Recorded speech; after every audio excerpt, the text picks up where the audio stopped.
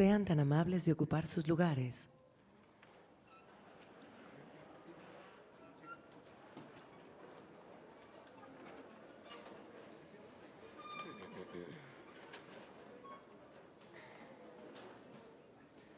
Toma la palabra la ciudadana embajadora Patricia Espinosa Cantellano, secretaria de Relaciones Exteriores.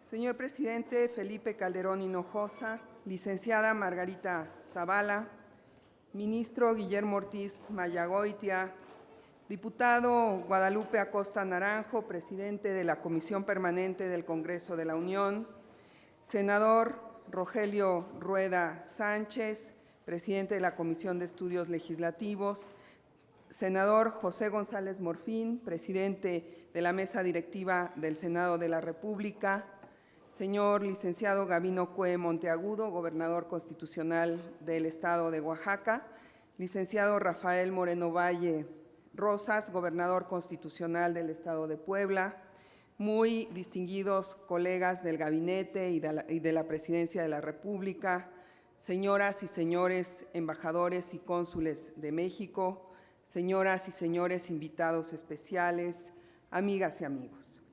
Agradezco a usted, señor presidente, y a la licenciada Margarita Zavala, en nombre de todos los participantes en la reunión anual de embajadores y cónsules de México, que nos reciban en este bello alcázar del Castillo de Chapultepec, lugar emblemático de nuestra historia y de profundo significado en la defensa de nuestros intereses como nación. Hoy, por sexta ocasión bajo su mandato, hemos dado inicio al encuentro anual que reúne a la mayor parte de los titulares de las representaciones de México en el exterior. Le doy las gracias muy sinceramente a todos los conferenciantes y panelistas por su generosa disposición para participar en esta reunión. Emprendemos esta 23ª reunión de embajadores y cónsules de México en condiciones diferentes de las que teníamos hace 5 años. Mantenemos hoy relaciones de amistad y cooperación con prácticamente todas las naciones del globo. No tenemos ningún conflicto de carácter internacional o bilateral. Somos un país abierto al diálogo, el comercio y los intercambios con las demás naciones. Nuestro país es respetado por su actitud responsable en el tratamiento de los grandes temas globales y por sus aportaciones en materia de paz y seguridad internacionales, de promoción del diálogo y la cooperación entre las naciones, de defensa del derecho internacional, de fomento a un desarrollo sostenido y sustentable. Nuestra política exterior se ha convertido, de acuerdo con las instrucciones que recibimos, en un instrumento al servicio de las grandes tareas de desarrollo de México en todos los ámbitos. La diplomacia mexicana contribuye al fortalecimiento del Estado de Derecho y a la consolidación de nuestras instituciones. Promueve, en colaboración estrecha con otras dependencias y organismos, una economía competitiva que genere nuevas oportunidades de empleo y de crecimiento. Impulsa un desarrollo social equitativo que ofrezca oportunidades de bienestar y prosperidad para todos nuestros connacionales y alienta un desarrollo sustentable que concilie nuestras necesidades de crecimiento económico con la protección del medio ambiente. Esa política exterior responsable y activa ha estado basada en todo momento en los principios del derecho internacional que por mandato constitucional orientan la labor diplomática del Estado mexicano. En cada región del mundo se despliegan estrategias y acciones congruentes con estos objetivos y principios. Hemos impulsado el fortalecimiento de la competitividad de América del Norte. En particular, nuestra cooperación con Estados Unidos ha dado un salto cualitativo y cuantitativo y hoy es muestra de la visión de responsabilidad compartida que hemos promovido. Tras más de una década de escaso avance en materia de cruces fronterizos, inauguramos 3 nuevos puntos de ingreso y avanzamos ya en otros proyectos. Bajo el liderazgo de la Secretaría de Economía, estamos impulsando la armonización de estándares técnicos para evitar costos inútiles a las empresas. Por su parte, La iniciativa Mérida ha generado una transformación positiva en nuestra cooperación que contribuye a fortalecer nuestras capacidades para derrotar al crimen organizado. Hemos señalado al mismo tiempo la incongruencia de tolerar el consumo presuntamente medicinal de ciertas drogas e insistido en la necesidad de tomar medidas eficaces para evitar el tráfico de armas y de dinero hacia México. Y también hemos señalado que si los países consumidores no están en condiciones de controlar la demanda de drogas, deberán adoptar medidas que limiten el grave impacto en otros países del tráfico ilícito que busca satisfacer esa demanda. Promovemos en todo momento la defensa de los derechos de nuestros connacionales en el exterior y abogamos por una solución integral a la situación de nuestros migrantes, que reconozca la valiosa contribución que hacen a sus comunidades de origen y de destino. También fortalecemos continuamente nuestras labores de protección a los mexicanos en el exterior. En América Latina, nuestra estrategia ha incluido la promoción de la consolidación de la democracia y los derechos humanos, el impulso a la integración, al desarrollo sustentable y la convergencia mediante el diálogo político. Propusimos y logramos la adopción de la decisión para establecer la Comunidad de Estados Latinoamericanos y Caribeños, la nueva CELAC. Somos el motor detrás del proyecto Mesoamérica dirigido a acelerar la integración y el desarrollo en esa subregión. Nos propusimos y recién logramos el Tratado Único de Libre Comercio con Centroamérica, cuyos beneficios serán tangibles para nuestros exportadores e inversionistas y para nuestra economía. Y a través de la Alianza del Pacífico estamos incentivando la integración, el crecimiento, la competitividad y el desarrollo de las economías que conforman este grupo. Con la Unión Europea tenemos una asociación estratégica mutuamente benéfica. En los últimos 12 años, el monto de inversión extranjera procedente de Europa fue de más de 103,000 millones de dólares, lo cual equivale al 38% del total de inversión extranjera capturada por nuestro país en dicho periodo. En Asia Pacífico, África y Medio Oriente, hemos buscado profundizar y diversificar nuestros lazos mediante un mayor diálogo político, la ampliación de los vínculos económicos y una más intensa cooperación bilateral y multilateral. Hemos fortalecido nuestros vínculos con países claves en Asia-Pacífico, como China y Japón, mediante el establecimiento de asociaciones estratégicas que abren mercados y fuentes de inversión y de tecnología. Y hemos emprendido consultas con el fin de participar en la Alianza Transpacífica que ofrece enormes oportunidades económicas para las décadas venideras. En el ámbito multilateral destaca nuestra activa participación en el Consejo de Seguridad de la ONU durante 2009 y 2010, así como el éxito logrado en la COP16. Los acuerdos de Cancún alcanzados al término de esas conferencias fortalecieron al multilateralismo, dieron nuevo aliento a las negociaciones y a las acciones concretas para enfrentar el calentamiento global. A lo anterior se suma el reconocimiento al liderazgo internacional de México, que implica haber sido elegidos para presidir en 2012 el Grupo de los 20. Sin duda, un foro central para la concertación y cooperación internacional en temas económicos y financieros y para la conformación del orden mundial. Nuestra presidencia del G20 representará quizá el mayor reto que deberemos enfrentar en estos meses. Sin embargo, ello no irá en detrimento de otras tareas fundamentales para seguir promoviendo a México como un país fuerte en lo económico, democrático, moderno, con instituciones sólidas y con un gran futuro. Señor presidente, este encuentro nos permite expresarle una vez más nuestra lealtad a usted y a México, y estamos atentos a sus reflexiones y a sus instrucciones. Por su atención, señor presidente, amigas y amigos, muchísimas gracias.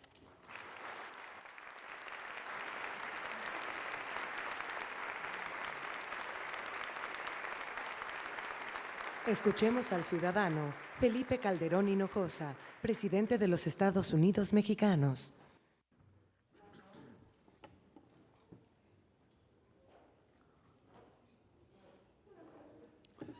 Señor ministro Guillermo Ortiz Mayagoitia, representante del Poder Judicial de la Suprema Corte de Justicia de la Nación, y expresidente de la misma, señor senador José González Morfín, presidente del Senado de la República, señor diputado Guadalupe Acosta Naranjo, presidente de la Cámara de Diputados, licenciado Gabino Cue Monteagudo, gobernador de Oaxaca, licenciado Rafael Moreno Valle, gobernador de Puebla, muy apreciables señoras y señores embajadores y cónsules de México en todo el mundo, muy estimadas y estimados embajadores eméritos y eminentes, muy estimados miembros del Servicio Exterior mexicano, muy estimados secretarios y colaboradores del Gobierno Federal, Procuradora, amigas y amigos. Me alegra mucho el poderme reunir nuevamente con los miembros del Servicio Exterior mexicano, con mujeres y hombres encargados de defender, de enarbolar los principios y los legítimos intereses de nuestro querido México en todo el mundo. Yo reconozco, amigas y amigos, el enorme trabajo que ustedes realizan para que nuestra nación se haya posicionado como un actor fundamental en los procesos globales de concertación y desarrollo. Lo mismo en integración en América Latina y el Caribe, que en temas fundamentales para el futuro de la humanidad, como el cambio climático y el medio ambiente, o bien fundamentales para el presente económico del mundo, como el liderazgo en el G20. No hay ninguna duda que hoy nuestra diplomacia se ejerce, y se ejerce bien en todo el mundo, y que nuestra voz, la voz de México, a pesar de todo, se escucha y se respeta en los foros internacionales. Su papel también, en mi opinión, ha sido indispensable para contribuir desde su tarea al desarrollo de México y para proyectar la imagen de nuestro país en el exterior. Así que yo quiero agradecerles a todas y a todos ustedes, amigas y amigos, su lealtad, su profesionalismo y su patriotismo. También quiero desearles a ustedes, a las y los integrantes de la Mesa de Honor, un muy feliz año, un año 2012 próspero, dicho además de corazón porque creo en ello, y un año donde en términos de realización personal, familiar, profesional, esté precisamente pleno de logros. Hace 5 años iniciamos un proyecto humanista de gobierno con un objetivo claro, que es el de transformar a México, el transformar a México en lo que queremos que sea México, un país más seguro, un país más justo y un país más próspero, un México más democrático, un México más libre, un México limpio. Y en el camino, qué duda cabe, hemos enfrentado los más diversos y también los más difíciles retos que quizá a muchos otros gobiernos en otros países hubieran debilitado sustancialmente, o bien a otros ya los hubieran hecho claudicar o desfallecer. Cualquiera de los que ustedes puedan escoger de lo que hemos enfrentado, el incremento más notable en varias décadas en el precio mundial de los alimentos, que incrementó sustancialmente los niveles de pobreza en todo el mundo, que provocó nuevas crisis de hambre, por ejemplo, en el Cuerno de África, y que ha generado también, qué duda cabe, turbulencias importantes con impactos políticos fundamentales, como es, por ejemplo, el rol que el aumento de los alimentos y de los combustibles tuvo en la llamada primavera de África del Norte, o en la primavera árabe. Desde luego, el recrudecimiento de la violencia generada por el crimen organizado en nuestro país, el surgimiento inédito, insólito, de un nuevo virus mortal a nivel mundial que brota precisamente aquí en la ciudad más poblada del mundo, en nuestra Ciudad de México, el virus H1N1, la crisis económica internacional más grave que hayan tenido conocimiento y memoria las generaciones presentes, y que brotó, surgió en 2008 y tuvo un impacto poderoso en México en 2009, la peor sequía que haya tenido el 40% del territorio nacional en 70 años, y decimos 70 años porque son los años en que hay registro pluvial en el país, pero los registros de Texas marcan que es la peor sequía en los 180 años que han tenido registro en ese estado. En fin, muchos temas. Y sin embargo, amigas y amigos, afortunadamente las y los mexicanos hemos sabido salir adelante de todas y cada una de esas demandantes adversidades que nos ha tocado enfrentar. Y qué bueno.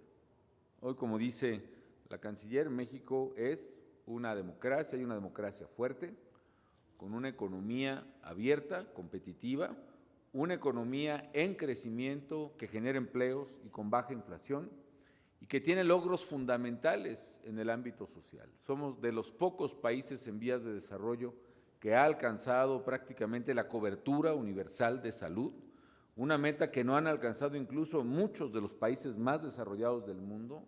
No es posible decir en muchos de esos países que hay un médico, medicinas, tratamiento y hospital para cualquier conciudadano que lo necesite. Eso ya lo puede decir México.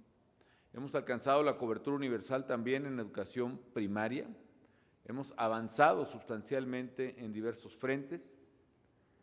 En fin, amigas y amigos, estamos precisamente haciendo de nuestro México ese proceso de transformación hacia el México que queremos. Dentro de esos retos que nos ha tocado enfrentar, qué duda cabe, probablemente la mayor preocupación en este momento de las mexicanas y los mexicanos es la amenaza de los criminales, es la inseguridad.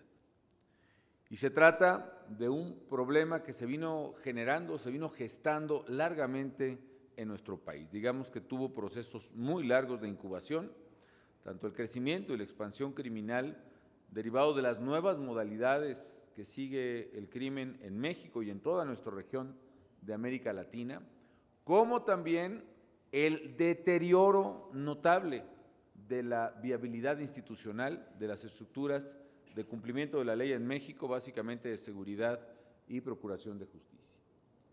La violencia, además, generada por los criminales, no se circunscribe únicamente ni al narcotráfico ni al crimen organizado, sino que lastima a las familias mexicanas en delitos tan comunes como es el robo, la extorsión y ahora el cobro de derecho de piso o el secuestro. 84% de los delitos que se cometen en México son delitos asociados al robo, concretamente el delito de robo en sus distintas modalidades. Por otra parte, amigas y amigos, el crimen, en este caso el crimen organizado, no solo afecta a las familias, sino también es una de las principales amenazas a nuestras instituciones democráticas. Y ante un fenómeno criminal de cualquier tamaño y de cualquier magnitud, qué duda cabe también que es un deber, y un deber no solo legal, es también un deber ético, un deber político, un deber moral de cualquier gobernante, el de enfrentar al crimen y el de proteger a las familias de sus conciudadanos. Y es por esta razón que el gobierno federal en estos años ha implementado una estrategia que tiene un gran número de componentes, pero básicamente estos componentes están centrados en 3 ejes medulares. Primero, enfrentar y someter a los criminales, y por ello las fuerzas federales han acudido en auxilio de la población en los estados donde las autoridades locales han pedido explícita y abiertamente ese apoyo. Es una medida que, como hemos insistido anteriormente, no podía esperar más, y por eso hoy tanto la Procuraduría General de la República, con el apoyo de las Fuerzas Armadas, el Ejército, la Marina Armada de México, la Policía Federal, desde luego, están cumpliendo una responsabilidad constitucional que parte del mandato primigenio de cualquier autoridad, contenido en la protesta constitucional misma de cumplir y de hacer cumplir la ley, como el de preservar la seguridad interior del país, por ejemplo, que está claramente consagrado en la Constitución General de la República para las Fuerzas Armadas. Y algo muy importante, se trata de una responsabilidad de que cumplimos con pleno respeto a la ley y también con respeto a los derechos humanos. El segundo eje de la estrategia, amigos, es trabajar en la consolidación de instituciones de seguridad y justicia confiables. Se trata de fortalecer a nuestras instituciones para que la situación que enfrentamos no se repita en el futuro. Y por ello estamos creando una nueva Policía Federal que será sin duda alguna un legado muy valioso a las generaciones venideras.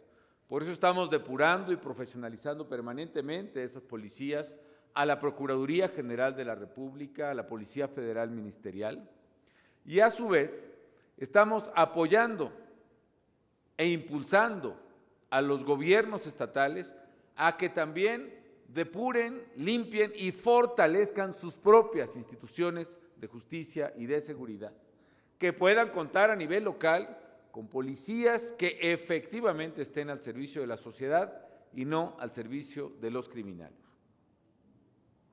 Yo he dicho y reitero, el día que México tenga 32 policías estatales fuertes, confiables y eficaces, ese día estará claramente resuelto el problema de seguridad que ahora enfrentamos. Déjenme decirles también, amigas y amigos, que esto, que durante muchos años, claramente las evidencias así lo muestran, ha sido un pasivo para nuestro país, la vulnerabilidad institucional. En la medida en que vamos avanzando en la reconstrucción de nuestras instituciones, eso se está convirtiendo y se convertirá, no tengo la menor duda, en un gran activo del país. Es decir, en el futuro, México se distinguirá, estoy seguro, de seguir por este camino, por tener instituciones de seguridad y de justicia, de cumplimiento de la ley, de enforcement, que verdaderamente constituirán un gran activo, una gran fortaleza de nuestra nación, y eso también me parece muy importante subrayar. Y tercero, el tercer componente, el tercer eje de nuestra estrategia es más importante que los otros dos. Así como la reconstrucción institucional es más importante que la persecución misma de los criminales, también el tercer componente, la reconstitución del tejido social, es más importante que los anteriores. Y aquí se trata, amigos, de generar un tejido social más cohesionado, que impida que la delincuencia permee en la sociedad, y eso es lo más importante a largo plazo. Tenemos un gran valor en el hecho de que México es un país joven, fuerte, que tiene un bono demográfico importante, una situación inversa a la que ocurre, por ejemplo, en las economías europeas, donde prácticamente ya por cada jubilado hay solo un trabajador o dos, lo cual hace inviable e imposible sus sistemas de seguridad social y de retiro.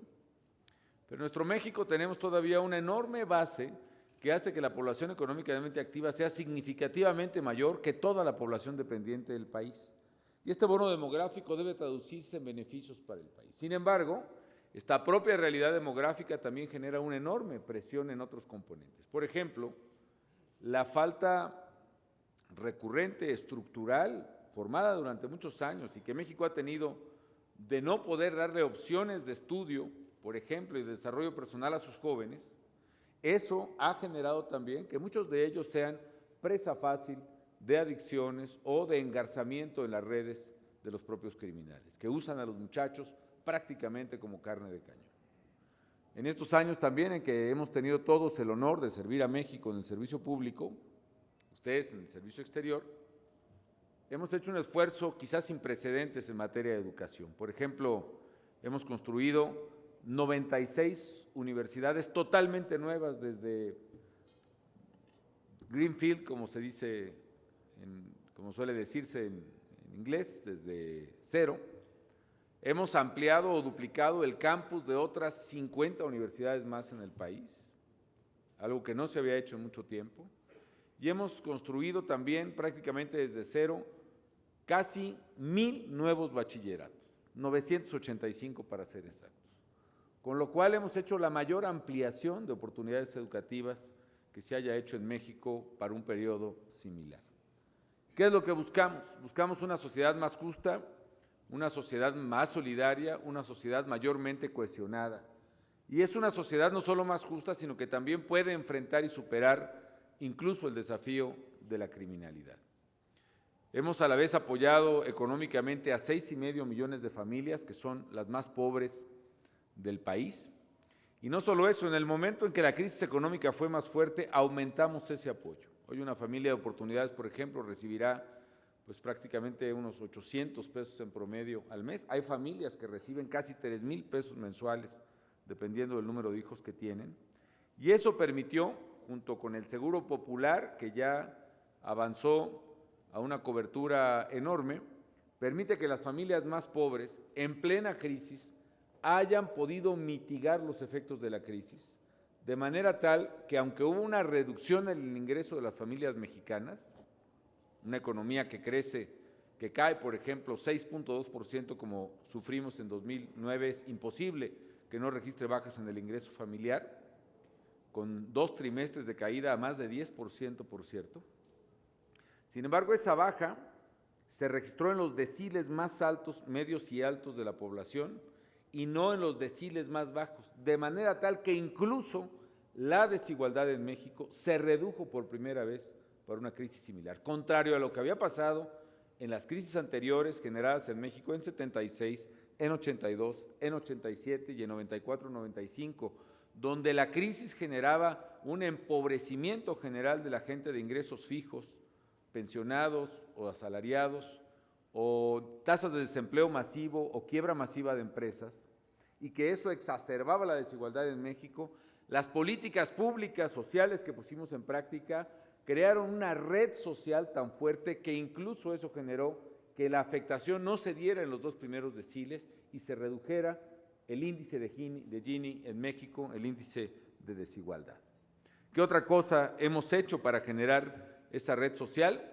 Hemos, por ejemplo, abierto estancias infantiles sobre la base de hacerlas en las casas de madres que ya no tienen hijos en casa, mujeres con experiencia, muchas de ellas pedagogas, psicólogas que no tienen trabajo. Y hemos abierto, por ejemplo, en 5 años, casi 10,000 estancias infantiles. Para darles una idea, todas las guarderías e instancias que hicieron el IMSS, el ISSSTE y los DIFs durante 60 años en México fueron cerca de 5,000 guarderías y estancias. Nosotros en 5 años hicimos más del doble de que todo lo que se hizo en el siglo XX en materia de estancias infantiles. Ahí ya han asistido ya casi 1 millón de niños, bueno, 800 y tantos mil niños, y permanentemente hay 250,000 de madres de familia que pueden buscar trabajo a partir de tener a sus hijos en estancias. Como les he dicho, hemos creado universidades, bachilleratos, en fin, hemos hecho un esfuerzo muy, muy importante. Incluso en materia de espacios públicos, mucho se habla, por ejemplo, de la experiencia de Medellín en Colombia, y efectivamente fue una de las experiencias que estudiamos, y se trata de reconstruir el tejido social también a partir del espacio comunitario. Y aunque no somos autoridad municipal, que es la que debiera estar encargada de ello, o autoridad local, como se hace en el propio caso tan mencionado siempre de la autoridad de Medellín, Colombia, el hecho es que nosotros hemos auxiliado a poner canchas deportivas y recuperar espacios públicos, parques, jardines, en más de 4,000 espacios en todo el país, donde lo importante no es la cancha de pasto sintético, sino que le hemos entregado a las familias de la comunidad el dominio de la cancha y del espacio, con lo cual también contribuimos a reconstruir ese tejido social. En fin, amigas y amigos, hemos trabajado muy fuerte también en infraestructura. Si ustedes observan los registros de gasto público de todas las administraciones federales, y además dando por ciertas lo que ahí reportan las administraciones federales desde la época de Díaz, esta administración en 5 años es la que más ha invertido en infraestructura en toda la historia moderna de México, tanto en carreteras, por ejemplo, en toda la administración anterior, que fue la más alta, se modernizaron más o menos 12,000 kilómetros de carreteras, construyeron o modernizaron 12,000. Nosotros llevamos ya 18,500 kilómetros de carreteras modernizadas en estos 5 años. Hoy en la mañana tuve el honor y la emoción, porque también es un gusto, un logro, una satisfacción personal indescriptible, de fraguar ahí, de colar el último tramo, la última dovela que une los 2 brazos del puente Baluarte en la carretera Mazatlán-Durán. El puente Baluarte ya tiene el récord Guinness de ser el puente de tirantes de acero más alto del mundo. Es una carretera, es la carretera Mazatlán-Durán, es una carretera de 4 carriles. Es un puente que además tiene una losa de concreto armado, 4 carriles, y entre la última columna de Sinaloa y la primera columna de Durango hay 520 metros de largo sin una sola columna, todo con cables, y del puente hacia el río Baluarte hay 402 metros de altura. De manera todo hecho con ingenieros, técnicos y trabajadores mexicanos, y por supuesto con presupuesto mexicano también, hay que decirlo. Y pues aunque eso no expresa todo lo que hemos hecho en infraestructura, sí es un ícono muy importante y creo que un gran logro que vale la pena comentar. En fin, amigos, no me extiendo más, simplemente les digo que hemos abierto más oportunidades para los mexicanos al brindar servicios de educación, de salud, al permitir cumplir el sueño de tener una casa propia. Se dice fácil, pero en la última década se han financiado, no solo construido, financiado, básicamente con crédito bancario, pero sobre todo instituciones públicas, Infonavit y Foviste, se han financiado 1 de cada 4 casas existentes en México. Es decir, más domicilios, más hogares que todos los que hay en el Estado de México y el Distrito Federal actualmente han sido financiados en los últimos 10 años. En este 2012, ¿qué hay que hacer? Pues hay que seguir trabajando. Yo pienso que, en cierta medida, a esta administración le tocó, en esta idea de transformar hacia el México que queremos, construir, o más bien, sembrar, plantar la semilla del México que viene. Una semilla que hay que cuidar, una semilla de un México más seguro, más justo, más próspero, y que estoy seguro que en el futuro va a rendir frutos, y esos frutos cubrirán a muchas generaciones de mexicanos con una fronda generosa y será merced al esfuerzo que ustedes, fundamentalmente entre muchos otros colaboradores en el servicio público, han logrado. Una palabra simplemente sobre los temas económicos. Como ustedes saben, el mundo tiene una turbulencia muy importante. Las mayores economías del mundo tienen problemas. Estados Unidos tiene un problema de déficit muy importante. Europa tiene también problemas muy graves, está incluso en discusión su propia viabilidad económica, la viabilidad económica del euro. Japón tiene problemas desde hace tiempo y afortunadamente México en este escenario ha sabido ser responsable. Hemos mantenido con firmeza la disciplina fiscal, no exento desde luego de recriminaciones de carácter político básicamente, pero eso nos está pagando frutos. ¿Qué es lo que ocurrió en Grecia y qué es lo que ocurrió en muchos países que ahora enfrentan problemas graves de deuda? En Grecia, amigos, y en muchos países pasó lo que pasó en México muchas veces, que se gastó más de lo que se ingresó permanentemente y eso es insostenible. Y a la hora que se tienen déficits altos y recurrentes, hay que pagar deudas y esas deudas no son siempre financiables. Eso nos pasó en México, en muchas crisis de balanzas públicas y balanzas de pagos que llevaron a la pobreza a millones y millones de mexicanos y eso está poniendo al borde de un abismo por lo menos al propio sistema europeo. Cuando en México, en alguna de las reuniones del G20 nos planteaban la necesidad de prolongar las políticas expansivas, es decir, los déficits públicos, nosotros dijimos que no, que nosotros trataríamos de salir de las políticas expansivas contracíclicas porque por definición deben ser temporales, no pueden ser permanentes. Y porque en México no había manera de sostener esos déficits fiscales sin que el país corriera un riesgo. Ustedes saben lo que tuvimos que hacer, incrementar los ingresos públicos, algunos impuestos, se generó tensión incluso con empresarios y sector privado, se generó un costo político para el gobierno que asumimos desde luego con responsabilidad, se ajustaron tarifas de bienes públicos, se redujo el gasto de gobierno, se liquidó Luz y Fuerza del Centro, en fin. Y sin embargo eso permitió que México pudiera no solo reducir su déficit, sino dar una señal clara de que había una economía que se conducía con responsabilidad. Y eso nos evitó costos importantes. Yo veo el caso de Italia ahora, por ejemplo, ¿no? Italia tiene una deuda de 100% de su PIB, y aunque sea la cuarta o la economía más grande del mundo, todavía.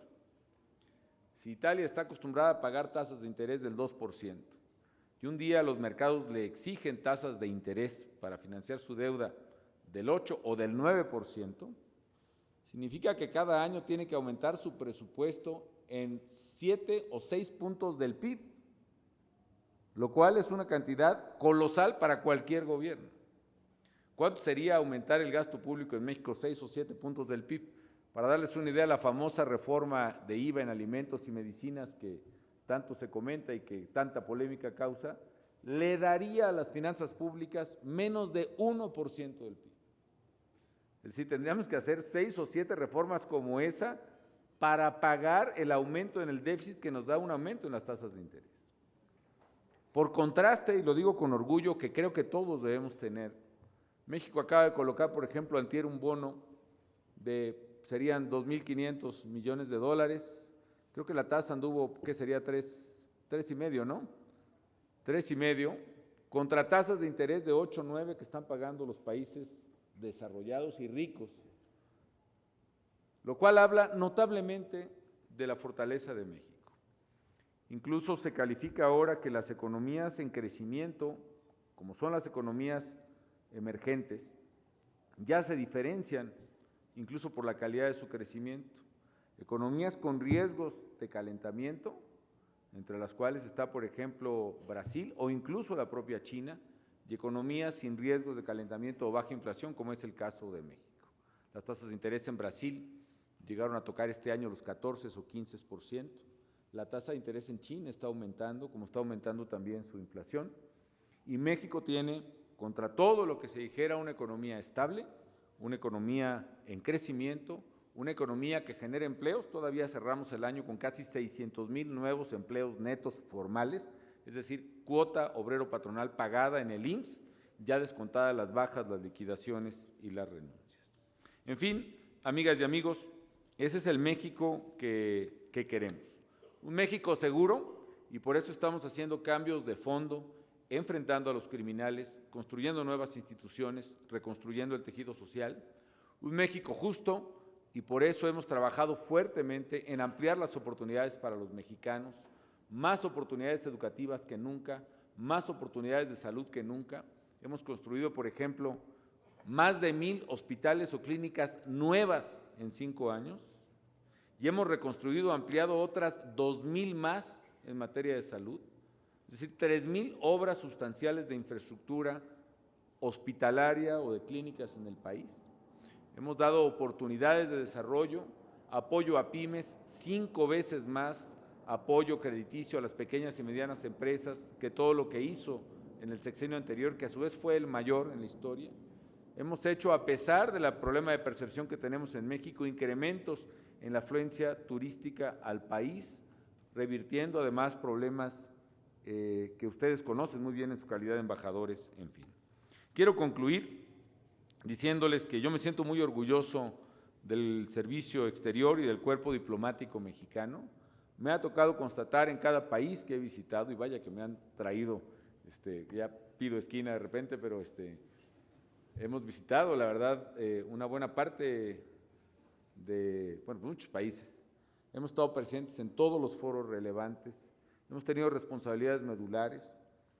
El logro que hicimos, por ejemplo, en Cancún con la COP16, verdaderamente puso a México a la vanguardia, no solo del tema ambiental, que es, debo confesarlo, mi favorito, sino también de la vanguardia diplomática, y que rescató pues las vías diplomáticas del multilateralismo a punto de naufragar en ese mar de voces discordantes.